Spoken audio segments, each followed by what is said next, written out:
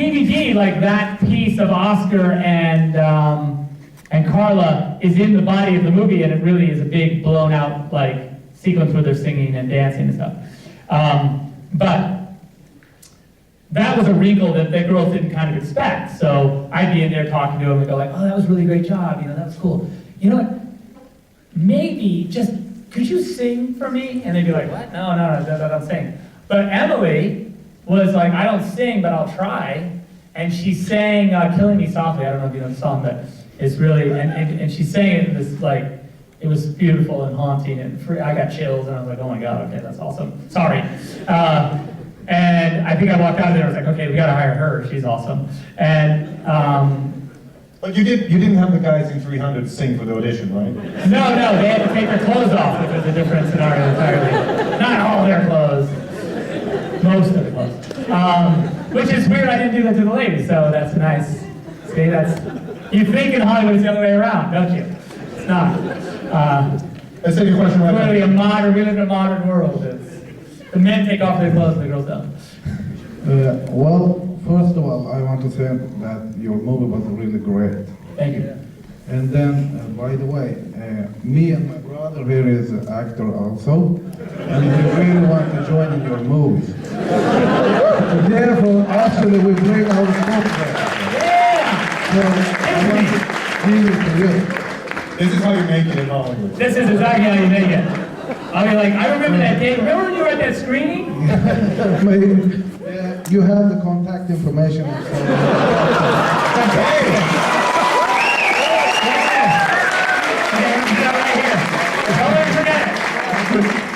We got a question up. Awesome, thank you guys. Right. There you Yeah, go. you're the head. Both actors?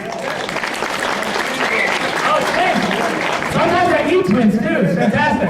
Actually, you know what's funny? There's a scene in the movie where, if you remember, it's a scene where Sweet Pea and Rocket are sitting at their dressing table talking about, but what if it's a good plan? It's that scene, right? And then she goes, we're not helping Davey. And then she goes, the cook attacked me, right? And they're in the dressing room, and the baby comes in and says, I'm getting out of here, and they make the plan. That scene actually was shot, basically, we built a set, right, where the real actors were on this side of the set. And the mirrors. And the mirrors were just holes in the wall. And then we had doubles on this side, right? Because if you watch the scene, the camera dolly's like this right by the mirrors. And if we did it for real, you would see the camera in the reflection. So we built 2 sets. And then we had their stunt doubles played their doubles. But before, on the DVD, you'll see, if you're interested, that what we did was we had twins sitting, like the shot started, on the DVD, shot starts earlier. It's maybe another 30 seconds longer. So it starts, and you see these 2 girls. Well, you see one girl, you think it's one, because it's an illusion. And so she's putting on some makeup in the mirror, like this, and then they get up to leave, and they go like this. And because the camera's over here, it actually sees this twin, and you'd seen that twin in the mirror before. And then the camera continues and the scene continues. But so, as you can plainly see, twins come in handy a lot in the movies.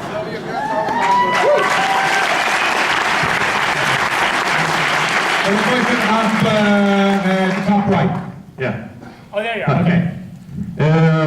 Oh, Jesus Christ. Kill me softly. Oh, that's nice. Do you have I just want to ask you, do you have like a dream project? You know, like, oh, this, I really want to do this. Except Superman, of course.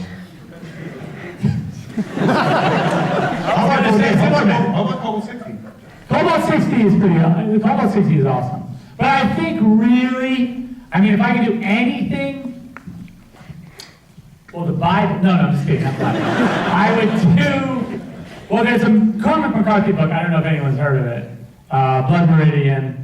There's a Cormac McCarthy book called Blood Meridian, it's a Western, and it's freaking ridiculous, and it's awesome. Although, I think Tommy Lee Jones owns the rights. Someone owns the rights to it, so I'll never get it. But it's pretty awesome. So I recommend, just as a read, it's an amazing book. So, but yeah, I think Blood Meridian would be cool. it'd be rated like NC-17 and no one would distribute it, and there's no way to make it because it's like crazy, but it'd be awesome to do. We got a question over here? Thank you. You kind of already answered the question, but I wanted to ask it anyway, just to get a chance to talk to you. It's easier for me. Yeah.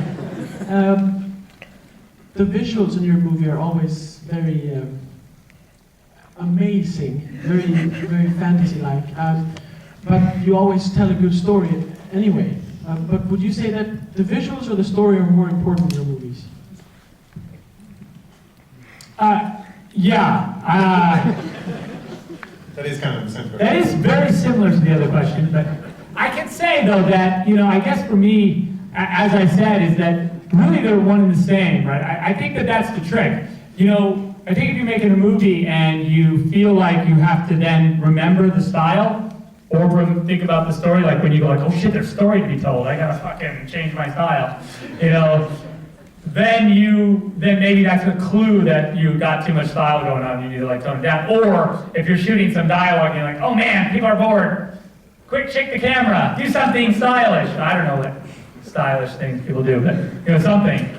Then I think that's a clue that maybe you're thinking about style too much. So I think if it's organic, if it just happens, then maybe that's probably the right level of style. I don't know, something like that. Sorry, I hope that answers the question a little bit. We got a question up there?